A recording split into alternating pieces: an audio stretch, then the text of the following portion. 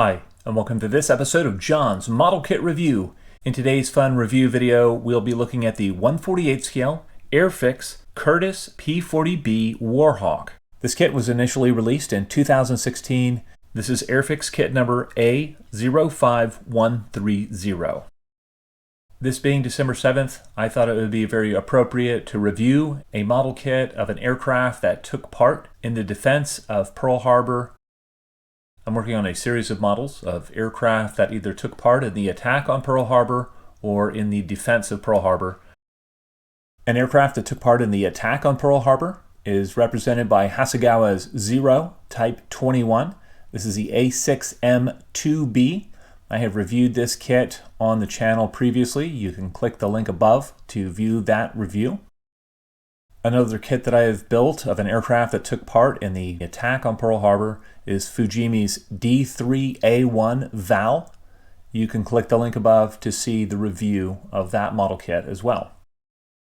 The final kit that I'm working on of an aircraft that took part in the attack on Pearl Harbor is the classic Nichimo B5N2 Kate, and you can see my review of that kit by clicking the link above. In this review video, we'll be going through the kit instructions. We'll talk about the clarity of those. We'll also take a look at any problem areas to watch out for during construction. We'll look at the surface detailing on the exterior of the kit. We'll talk about the surface textures. We'll talk about the engraving. And we'll also look at the fit of the major parts on the kit. We'll look at the clear parts that are included with this kit, and we'll talk about the clarity and fit and thickness of those. I'll talk about any aftermarket parts that I plan to use during this build. We'll look at the color and marking options that are included with this kit. We'll also look at the decals themselves, and we'll talk about the quality of those. And in the end, I'll give my recommendations for who I think this model would be most appropriate for. In this review, we'll also be asking the question, is this the best 1/48 scale Airfix aircraft kit released to date?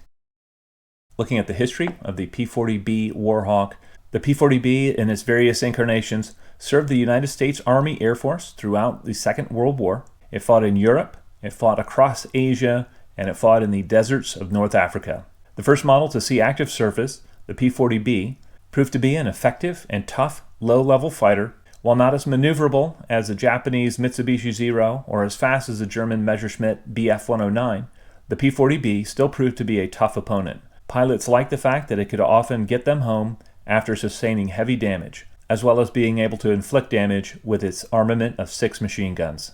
The P-40B became synonymous with the shark mouth motif due to its use with the 112th Squadron and the American Volunteer Group in China. Today, restored examples of the P-40B continue to fly in the US and in Britain as well. During the attack on Pearl Harbor, a P-40B flown by Second Lieutenant George Welsh was one of the few defending aircraft to actually get off the ground and engage the attacking Japanese aircraft in the air. Over the course of 2 sorties, Welsh damaged 2 Aichi D3A VAL dive bombers. He also shot down a VAL and a Mitsubishi Zero on his second flight. For his defense of Pearl Harbor, Welsh received the Distinguished Service Cross.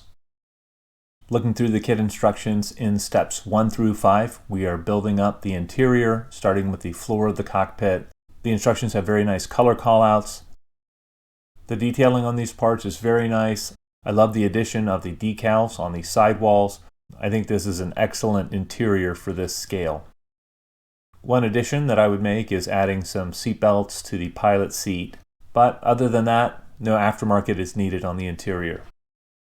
In steps 6 through 10, we are continuing to build up the interior on the kit. You can see the opposite sidewall here, and the detail on this looks great as well. In steps 11 through 14, we're installing the instrument panel. We're also installing the optional pilot figure, as well as a few other details on the fuselage halves.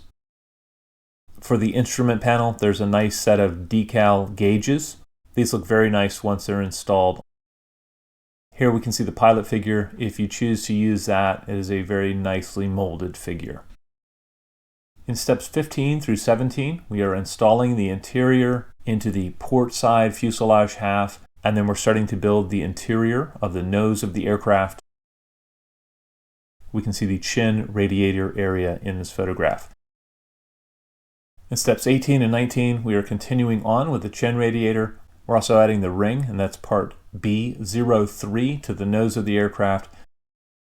In steps 20 and 21, we're just finishing up the fuselage halves, and then we are joining those together. I was able to get a good fit all the way around the fuselage halves. In steps 22 and 23, we're continuing on with the nose of the aircraft. We're adding part B04. In this photograph, you can see the fit of that part. In steps 24 and 25, we are adding the nose gun covers and the nose gun barrels. I would suggest installing parts C04 and C05. Those are the nose gun cover panels prior to gluing the fuselage halves together, and this will allow you to work that seam from both the inside and the outside. This is a tricky area on most P-40 kits. You definitely want to take your time here. Even after I had these installed, I had to clean up the nose area quite a bit to get things looking decent. You can see in this photo there's just a touch of putty along the seam for the upper nose air intake. In steps 26 through 28, we're attaching the wing fillets to the fuselage halves, and then we're working on the lower wing. I was able to get a very good fit on the fillet themselves. In step 29, we're gluing the lower wing to the fuselage. I was able to get a very nice fit on these parts as well. In steps 30 and 31, we're gluing the upper wings to the lower wings. We're also gluing the landing gear bulges. Those are parts B9 and B10 to the front of the wing. With a little bit of trimming and fitting, I was able to get a good fit on all of these parts. Here you can see the fit of the upper wing to the wing fillets, and I used no putty in these areas. In steps 32 through 35, we're building the tail assembly. These parts went together nicely. I didn't have to use any filler on these parts. I also like the fact that the control surfaces are posable. In step 36, we're choosing whether to pose the radiator flaps open or closed. I modeled mine open and didn't have any issues.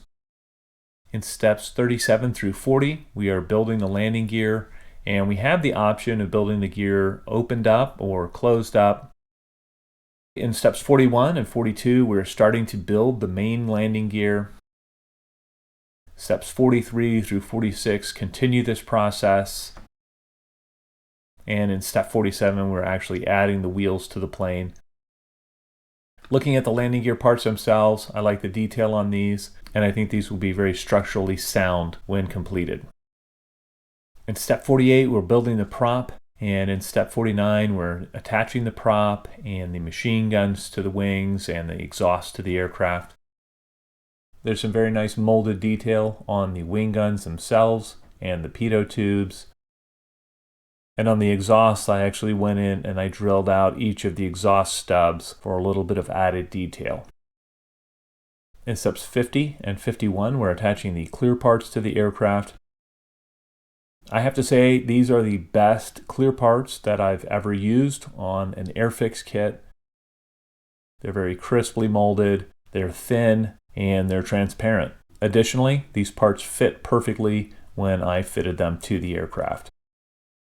Looking at the color and marking guide, there are two marking options included in this kit. The first marking option is the plane that flew from Pearl Harbor on December 7th. It was flown by Second Lieutenant George Welsh. This P-40 wears the standard olive drab over neutral gray paint scheme of the early P-40s. The second plane is a P-40 flown from China in June of 1943, and it was flown by Robert Smith. This one has the attractive shark mouth and the AGV paint scheme, which is a two-tone brown and green over a little bit lighter gray.